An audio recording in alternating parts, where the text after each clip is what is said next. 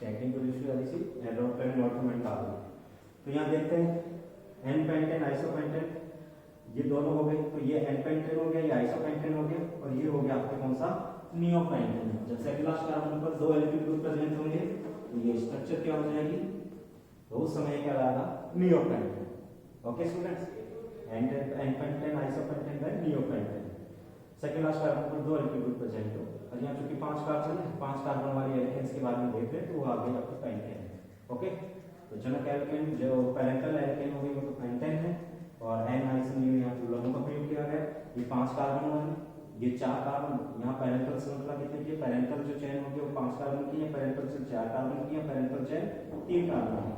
तो कंडीशंस क्या हो गई कि ऐसे समावयव जिनके सरासर समूह यानी वह समावयवता भिन्न भिन्न यौगिकों के द्वारा प्रदर्शित ऐसी समावयवता जिनके आणविक सूत्र तो समान हो परंतु संरचनात्मक सूत्रों में कार्बन श्रृंखला में कार्बन परमाणुओं की भिन्नता के कारण अंतर पाया जाता है, परस्पर एक दूसरे के क्या कहलाते हैं, श्रृंखला समावयव कहलाते हैं।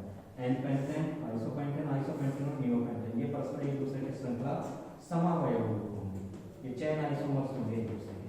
जब एन पेंटेन आइसोपेंटेन नियोपेंटेन एक दूसरे के श्रृंखला समावयव है तो एन पेंटेन क्या होगा, एन पेंटेन नियोपेंटेन का भी क्या होगा, चेन आइसोमर होगा, श्रृंखला समावयव होगा। ओके स्टूडेंट्स, तो ये हो गया आपके श्रृंखला समावयव। अभी तक मैंने इसमें स्थिति समावयवता का प्रदर्शन नहीं किया है, तो वो भी हम देख लेते हैं।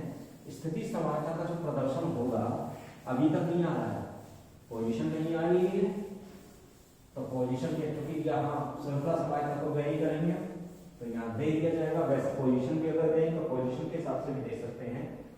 C6H पर तो n की वैल्यू हमने कितनी ली, अगर n की वैल्यू 6 है तो एल्केन प्राप्त हो रही है हमें C6H12। मॉलिक्यूलर फार्मूला, ये मॉलिक्यूलर फार्मूला C6H12 हो गया।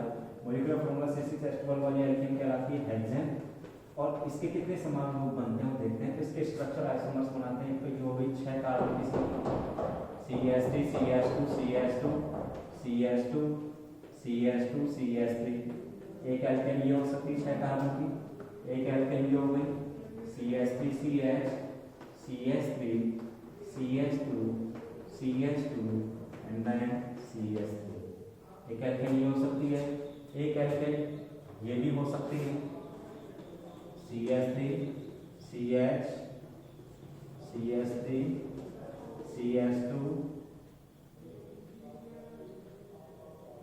CH CH3 CH3। 6 कार्बन की ये भी हो सकती है, ये भी हो सकती है CH3 CH2 CH CH3 CH2 CH3। एक एल्केन ये भी हो सकती है 6 कार्बन की, एक एल्केन ये हो गई हेक्सेन है, ये भी 6 कार्बन की हो गई, ये भी हेक्सेन है, ये भी हेक्सेन है, तो ये भी हेक्सेन है। और भी हो सकता है, और भी हो सकता है, देखते हैं। ये स्ट्रक्चर्स भी हो सकती है CH3 C CH3 CH3 CH2 CH3। ये स्ट्रक्चर्स भी हो सकती है, ये भी हेक्सेन हो गई। और क्या हो सकता है,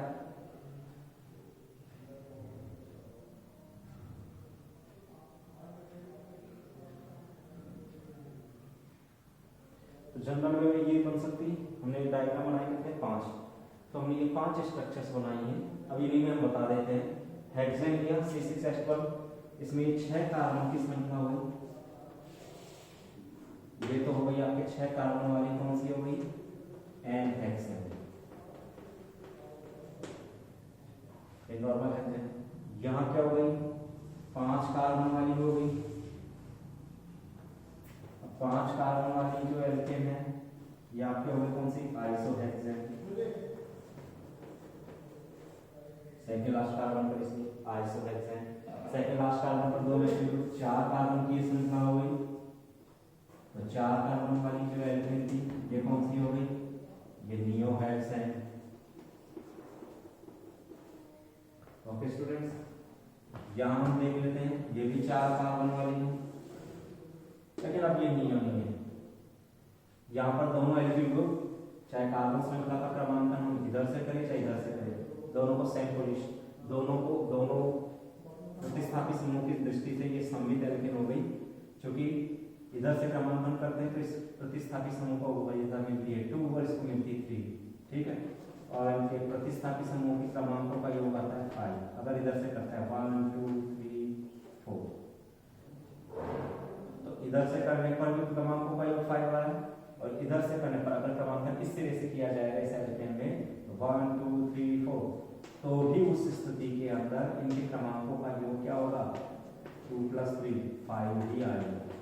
इसका मतलब इनमें क्रमांकन किसी भी तरफ से किया जा सकता है, इनमें क्रमांकन किसी भी तरफ से किया जा सकता है। तो हम यहाँ कह सकते हैं क्रमांकन किसी भी तरफ से करेंगे तो हम यहाँ क्या कह सकते हैं, निश्चित रूप से जो एल्केन होगी 4 कार्बन की जो श्रृंखला है, तो 4 कार्बन वाली जो एल्केन होगी कहलाएगी 2,3 dimethyl butane, 2,3 dimethyl butane. 4 carbon की जो एल्केन होगी 2,3 डाइमेथिल ब्यूटेन होगी। यहाँ हम देख लेते हैं 5 कार्बन की है, 5 कार्बन की ये एल्केन है, जनक कार्बन श्रृंखला 5 कार्बन वाली है, और CH3 समूह प्रतिस्थापी के रूप में है। तीसरी पोजीशन इधर से करें चाहे इधर से करें, प्रतिस्थापी समूह दोनों ही सिरों से सममित स्थिति पर है। नाम हो जाएगा इसका 3-मेथिल पेंटेन।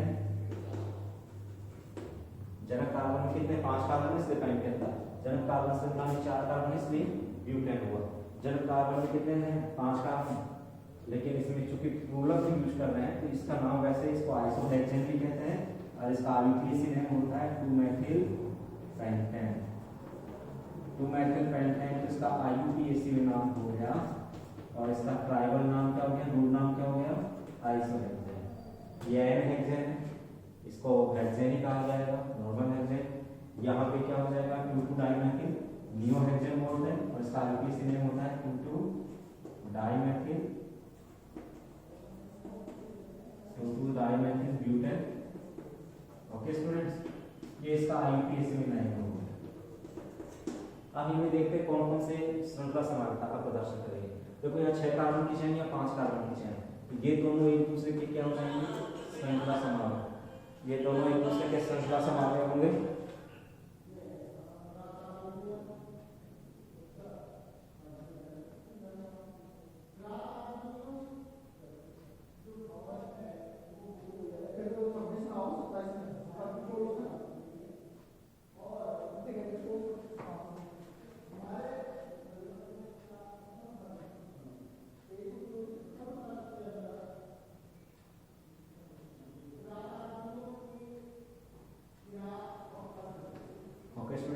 ये दोनों एक दूसरे क्या होंगे श्रृंखला समावय होंगे। यहाँ बात करते हैं 6 कार्बन की चेन 4 कार्बन की चेन, ये भी एक दूसरे के क्या होंगे श्रृंखला समावय। अगर एल्केनों में, ठीक है, अभी हम कह रहे थे कि साथ समानता कहाँ पाई जाएगी, श्रृंखला समानता और स्थिति समानता कहाँ प्रदर्शन होगा, तो वो यही है।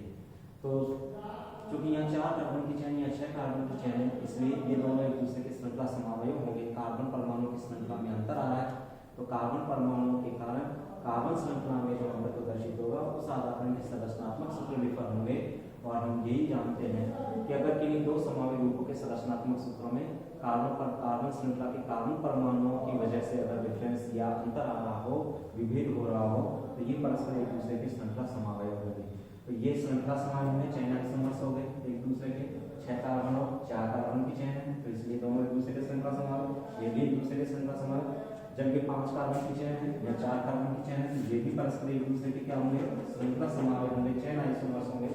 यहाँ 5 कार्बन की चैन है, यहाँ भी 5 कार्बन की चैन है, तो ये श्रृंखला समावय नहीं, क्योंकि जनक कार्बन श्रृंखला में वही 5 कार्बन है, यहाँ भी जनक कार्बन श्रृंखला में वही 5 कार्बन है, तो ये एक दूसरे के श्रृंखला समावय नहीं होंगे। ये क्या एक दूसरे के CI होंगे? नो, ये एक दूसरे के CI है एक दूसरे से। 6 कार्बन 4 कार्बन वाला एग्जांपल हम लेंगे, 2,2 डाइमेथिल या नियोहेक्सेन एनहेक्सेन दोनों एक दूसरे के श्रृंखला समावय रूप है। यहाँ बात करते हैं आइसोहेक्सेन नियोहेक्सेन एक दूसरे के श्रृंखला समावय रूप है, ठीक है। एनहेक्सेन आइसोहेक्सेन एक दूसरे के श्रृंखला समावय रूप है, परंतु आइसोहेक्सेन और 3-मेथिल पेंटेन यानी कि 2-मेथिल पेंटेन और 3-मेथिल पेंटेन एक दूसरे के श्रृंखला समावय नहीं होंगे, ये CI नहीं है। ओके, तो ये क्या होंगे, ये एक दूसरे के पीआई होंगे, पोजिशनल आइसोमेरिज्म, ये पीआई होंगे। क्यों? क्योंकि यहाँ 5 कार्बन की श्रृंखला, यहाँ भी 5 कार्बन की श्रृंखला। अरे डिफरेंस किस वजह से? नाम में देखिएगा 2 मेथिल पेंटेन और 3 मेथिल पेंटेन। इसका मतलब जो मेथिल ग्रुप होगा, इसमें भी मेथिल ग्रुप है, वो कहाँ है? पोजीशन नंबर 3, और इसमें कहाँ है? पोजीशन नंबर 2 पर। यानी स्थिति अलग अलग है। मैथिल प्रतिस्थापी समूह की स्थिति जनक कार्बन के श्रृंखला चूंकि 5 कार्बन की है, परंतु मैथिल प्रतिस्थापी समूह का जनक कार्बन श्रृंखला के कार्बन परमाणु से जुड़ने का क्रम अलग अलग है। एक श्रृंखला में किससे जुड़ रहा है? 2 डिग्री कार्बन से जुड़ रहा है, सॉरी एक जो कार्बन श्रृंखला, एक कार्बन श्रृंखला में किससे जुड़ रहा है? वो सेकंड लास्ट कार्बन से जुड़ रहा है। जबकि दूसरे कार्बन श्रृंखला में कहां जुड़ रहा है? मिड के अंदर जुड़ रहा है। यानी पहली कार्बन श्रृंखला में तो किससे जुड़ रहा था? पोजीशन नंबर 2 के कार्बन से, और यहां जुड़ रहा है पोजीशन नंबर 3 के कार्बन से। तो जब प्रतिस्थापी समूह की स्थिति में अंतर के कारण प्रदर्शित होने वाली समानता क्या हो गई? वो कंडीशन से हो गई, यानी वे समावयव या एक समान प्रकार के आणविक सूत्र का प्रदर्शन करने वाले ऐसे यौगिक जिनके संरचनात्मक सूत्रों में प्रतिस्थापी समूह की स्थिति में अंतर के कारण अंतर पाया जाता हो, परस्पर एक दूसरे की स्थिति समावयव कहलाते हैं, और इस प्रकार की समानता स्थिति समानता कहलाती है। तो ये दोनों क्या होंगे? 2 मेथिल पेंटेन, 3 मेथिल पेंटेन, ये श्रृंखला समावयवी होते हैं। ये क्या होते हैं? पीआई होते हैं, पोजीशन आइसोमेरिज्म, यानी स्थिति समावयव होते हैं। यहाँ देखते हैं 4 कार्बन की श्रृंखला या 5 कार्बन, ये दोनों एक दूसरे के क्या होंगे? परस्पर, ये दोनों परस्पर एक दूसरे के सीआई होंगे। कार्बन श्रृंखला में अंतर आ रहा है, यहाँ भी कार्बन श्रृंखला में अंतर, 5 कार्बन की श्रृंखला या 4 कार्बन की श्रृंखला, इसलिए ये भी परस्पर एक दूसरे के श्रृंखला समावयव होंगे। ये 6 कार्बन की श्रृंखला, ये 4 कार्बन की श्रृंखला, ये भी परस्पर एक दूसरे के श्रृंखला समावयव होंगे। और ये खुद यहाँ 4 कार्बन की श्रृंखला और यहाँ 4 कार्बन की श्रृंखला, ये क्या होगा? क्योंकि दोनों ही संरचनात्मक सूत्रों में कार्बन परमाणुओं, दोनों ही संरचनात्मक सूत्रों में, यानी जो C6H12 प्रकार की एल्केन हेक्सेन है, उसके इस संरचनात्मक, इन दोनों ही प्रकार के संरचनात्मक सूत्रों में कार्बन श्रृंखला 4 कार्बन परमाणुओं की है, परंतु प्रतिस्थापी समूह की स्थिति में भिन्नता है। ये तो कहलाता है 2,3 डाइमेथिल ब्यूटेन, और ये है 2,2 डाइमेथिल ब्यूटेन। यानी दोनों मैथिल प्रतिस्थापी समूह एक ही कार्बन पर अटैच होते हैं, और यह दोनों मैथिल प्रतिस्थापी समूह निकटवर्ती कार्बन परमाणुओं पर है। तो यहाँ पर एक मैथिल समूह की स्थिति तो सेम एज इट इज है, वहां पोजीशन 2 में भी, यहाँ भी पोजीशन 2, लेकिन एक मैथिल प्रतिस्थापी समूह पोजीशन 3 पर जा रहा है और वहां पोजीशन नंबर 2 पर ही है। तो ये परस्पर क्या होंगे? एक दूसरे के पीआई होंगे, ये एक दूसरे की स्थिति समावयव होंगे, परंतु चेन आइसोमर्स नहीं होंगे। इस श्रृंखला समावयव नहीं होंगे, एक दूसरे के क्या होंगे? पीआई होंगे। तो मैंने बताया आपको श्रृंखला समानता और स्थिति समानता ये एल्केनों में पाई जाती है। ओके स्टूडेंट्स, तो ये वीडियो आपको पसंद आया होगा। एल्केनों में समानता, एल्केनों में सामान्य रूप से श्रृंखला समानता पाई जाती है और स्थिति समानता पाई जाती है, लेकिन प्रतिस्थापी जो एल्केन्स होती हैं, प्रतिस्थापी एल्केनों में क्या क्या पाए जा सकते हैं? प्रतिस्थापी एल्केनों में आपके पाया जा सकता है, प्रतिस्थापी एल्केनों में आपके कौन सी हो सकती है? वहां त्रिविम समानता भी पाई जा सकती है। श्रृंखला तो होगी, स्थिति समानता भी वहां होगी, इसके अलावा क्रियात्मक समूह समानता भी वहां प्रदर्शित की जा सकती है, लेकिन वो एल्केन्स नहीं होगा, फिर क्रियात्मक समूह के आधार पर बोला जाएगा, तो इसलिए हम ये कहेंगे। तो वो भी एक तरीके से तो हम बात कर सकते हैं कि श्रृंखला स्थिति समानता सामान्य रूप से एल्केनों में प्रदर्शित होती है। श्रृंखला समानता का प्रारंभ n की वैल्यू 4 से होता है, यानी वे समस्त एल्केन जिनकी कार्बन संख्या में 4 कार्बन या 4 से अधिक कार्बन होंगे उनके द्वारा श्रृंखला समानता प्रदर्शन होगा, और ऐसी एल्केन जिनकी कार्बन श्रृंखला में लगभग या जिनका आणविक सूत्र क्या हो 6 हो, यानी जिनमें n की वैल्यू 6, यानी उन समस्त एल्केनों के द्वारा या एल्केन सजातीय श्रेणी के उन समस्त सदस्यों के द्वारा जिनमें n की वैल्यू 6 यानी कि कार्बन परमाणु C6 या उससे अधिक उच्चतर जितनी भी एल्केन्स होंगी उनमें शाखा के साथ, उनमें श्रृंखला के साथ साथ स्थिति समानता का भी प्रदर्शन देखने को मिलता है। इनके द्वारा जो कि किसका निर्माण किया जाता है? संतृप्त हाइड्रोकार्बन एल्केनों के द्वारा सामान्य रूप से क्रियात्मक मध्यंतर चालकता का प्रदर्शन नहीं किया जाता है, त्रिविम समानता भी नहीं पाई जाती है। परंतु प्रतिस्थापी जो एल्केन्स होंगी या एल्केन के जो व्युत्पन्न होते हैं उनके द्वारा त्रिविम समानता का भी प्रदर्शन कर दिया जाता है। ओके स्टूडेंट्स, तो हमने ये पढ़ा कि आइसोमेरिज्म एल्केन एल्केन में कौन कौन सी समानता प्रदर्शित हो रही है। अब हम बात करते हैं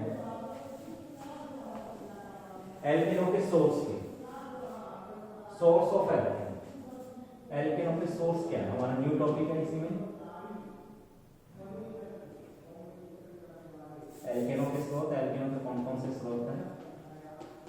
सोर्स ऑफ एल्केन्स,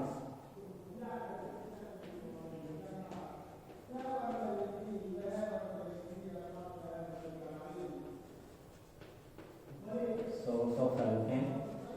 एल्केनों के कौन कौन से सोर्स हैं?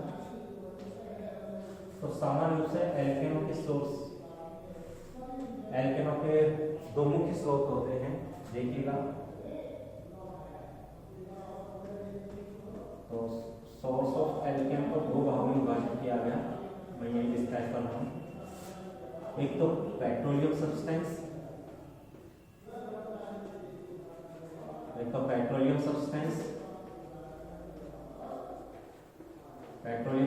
सोर्स ऑफ एल्केन में पेट्रोलियम सब्सटेंस हो गया। एक हो गई नेचुरल गैस, यानी प्राकृतिक गैस और पेट्रोलियम पदार्थ, ये दोनों एल्केनों के मुख्य स्रोत हैं। अब पेट्रोलियम पदार्थ किस प्रकार से, जो पेट्रोलियम सब्सटेंस होंगे उनमें कुछ ठोस पैराफिन्स पाए जाते हैं, और ये जो ठोस पैराफिन्स होंगे इसी के आधार पर कहा गया था कि वास्तविक रूप से जो ठोस पैराफिन मोम के साथ इनमें क्या पाए जाते हैं। तो कंडीशंस यहाँ पे सोर्स ऑफ एल्केन दो प्रकार के होते हैं, पेट्रोलियम सब्सटेंस और नेचुरल गैसेज।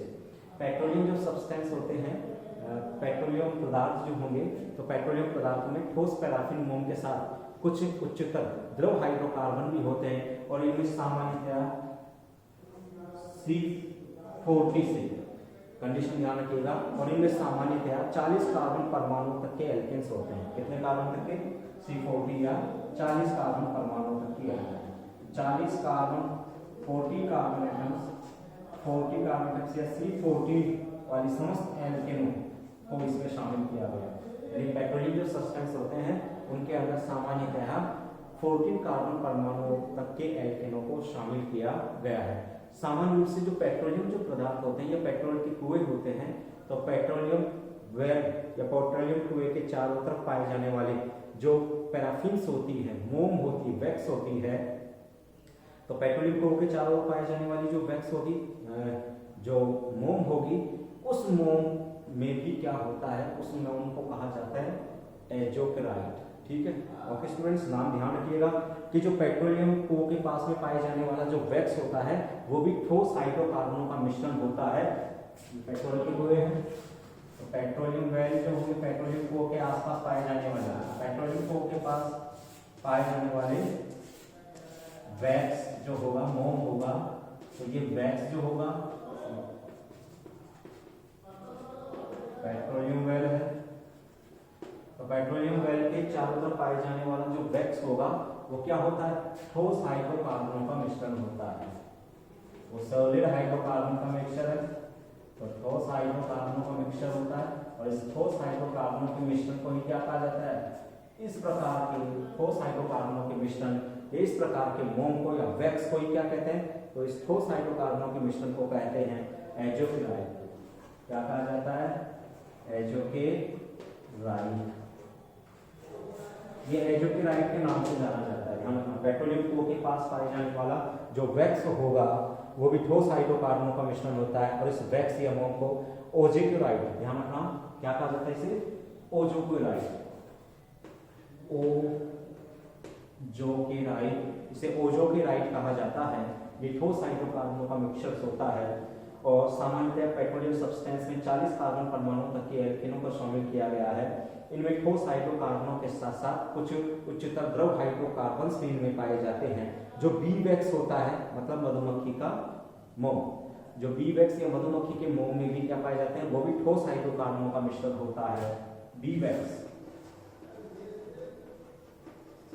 या मधुमक्खी के मोम में ठोस हाइड्रोकार्बनों का मिश्रण होता है, और इसमें सामान्य रूप से कौन कौन सी एल्केन पाई जाती है, C27, H56 और C31H64 टाइप की एल्केन्स भी पाए जाते हैं, उच्चतर एल्केन्स। ठीक है, तो जो बीवेक्स होता है उसमें सामान्य रूप से पाई जाने वाली एल्केन C27, H56 और C31, H64 होती है। ओके स्टूडेंट्स, तो ये तो हो गया पेट्रोलियम सब्सटेंस का। अब बात करते हैं नेचुरल गैस की, हम बात करते हैं नेचुरल गैस किस प्रकार से। तो दलदली जो स्वैम्पी एरियाज होते हैं,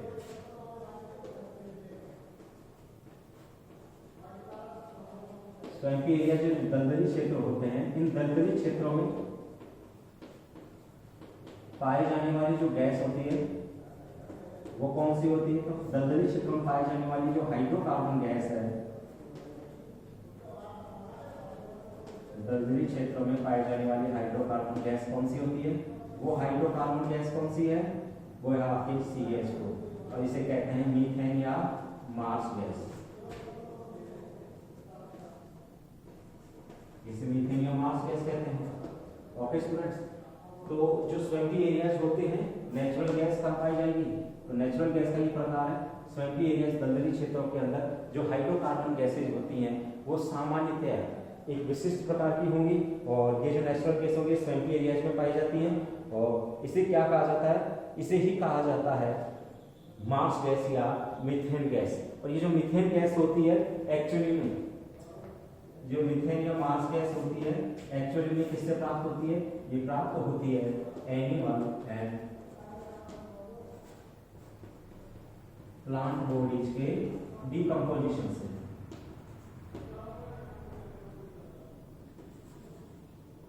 तो decomposition of animal and plant bodies, जो मीथेन एंड मार्स गैस होती है वो decomposition of animal and plant bodies यानी वो जंतु या पादप शरीरों के विघटन से इन्हें प्राप्त होती है। ठीक है, इसे हम कह सकते हैं disease of animal and plant bodies भी कहा जा सकता है, यानी जंतु व पादपों के शरीर के क्षय से, विघटन से प्राप्त होने वाली गैस कौन सी है? मीथेन या मार्स गैस, जो सामान्य रूप से दलदली क्षेत्रों में भी पाई जाती है। अब बात करते हैं कि एक्चुअली में जो एल्केन्स पाई जाएंगी तो ये नेचुरल गैस में कौन सी एल्केन होंगी? तो नेचुरल गैस में सामान्यतः लोअर एल्केन्स होती है। क्या होती है इसमें? Lower alkanes. नेचुरल गैस में सामान्यतः लोअर एल्केन्स होती हैं। नेचुरल गैस में क्या होती है? लोअर एल्केन्स होती हैं।